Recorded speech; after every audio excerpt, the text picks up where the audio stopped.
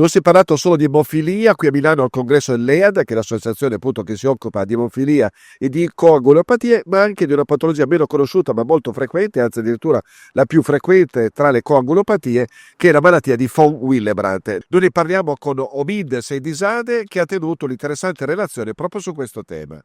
Dottor Seidizadeh, what is exactly the von Willebrand disease and the cause of this disease? Well, von Willebrand disease is a common and complex bleeding disorder.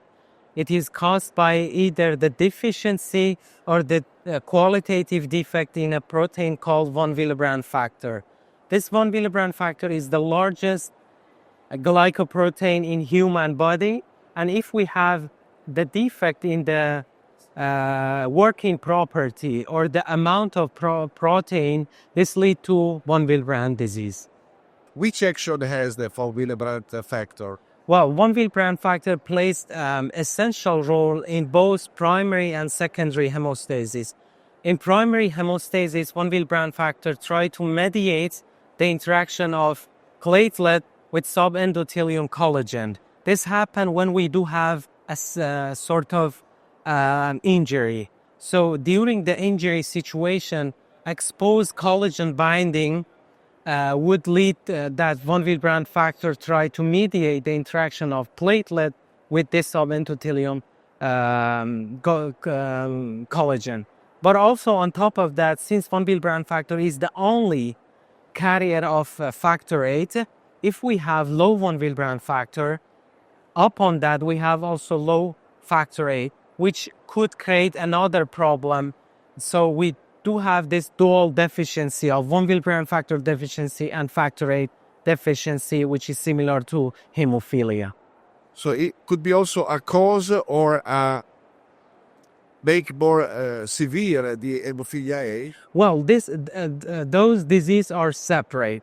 So in hemophilia, we have only factor 8 deficiency. However, in von Willebrand disease, we could have deficiency of von Willebrand, and on top of that, some patients, they do have also reduction in factor 8. So they do have two phenotypes together, but also we have a very rare phenotype called type 2N or 2 Normandy. And in this case, the factor 8 binding to von Willebrand is not proper. So von Willebrand factor is not able to bind properly to factor 8 and protect it. So we have low factor 8 and called a mild, sort of mild hemophilia phenotype. Which are the clinical manifestations of the von Willebrand disease? Well, von Willebrand disease has a variety of clinical manifestation. It could start with usually mucocutaneous bleeding, wound healing problems. So we have also some issue with severe cases with GI bleeding, hemarthrosis, hematoma. Rarely we have also CNS bleeding. In women especially, we do have heavy menstrual bleeding and postpartum bleeding.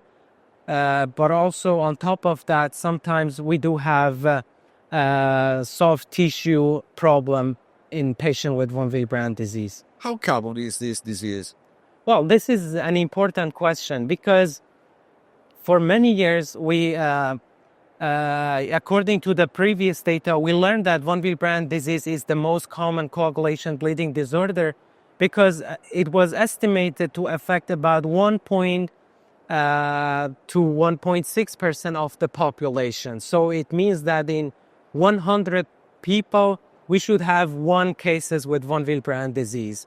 Later on, we had another investigation in around 2010 that a study suggested that the symptomatic patients are 1 per 1,000 individual. However, in our new approach, we try to use the global available genetic database called genome aggregation database to estimate not only global prevalence but also within ethnic prevalence of von Willebrand disease. So according to our approach, there are a huge number of patients with von Willebrand disease around the globe that are not correctly diagnosed. So I would say, for example, for type 1, which is the partial quantitative deficiency, we have 1 case per 100 people. For type 2, we do have less number of people with von Willebrand disease, so it is around 1.3 to 1.5 cases per thousand for type 2A, 2B, and type 2M. For type 2N and type 3, because they are recessive disease, we have... The most severe. Type 3 is the most severe. So type 3 is defined as absolutely no von Willebrand factor, so less than 1%. And this is the most severe form of the disease, and it's according to our data, about 1.1 cases per million should have this severe phenotype of von Willebrand disease. So globally, there should be above 8,000 people with this severe form. And who needs to be cured for the disease because it's so different in the manifestation? Well, we have plenty of options for patients with different types of von Willebrand disease. We have some products such as DDAVP that try to increase the endogenous von Willebrand factor, which usually this is the appropriate therapy for mild form of the disease, such as type 1 and type 2 von Willebrand disease. However, it has been a long time that we have access to plasma-derived von Willebrand factor, and also quite recently the recombinant version of von Willebrand factor. But I would see in the near future perhaps new other therapeutic option, either coming from hemophilia group or they are dedicated only for von Willebrand disease.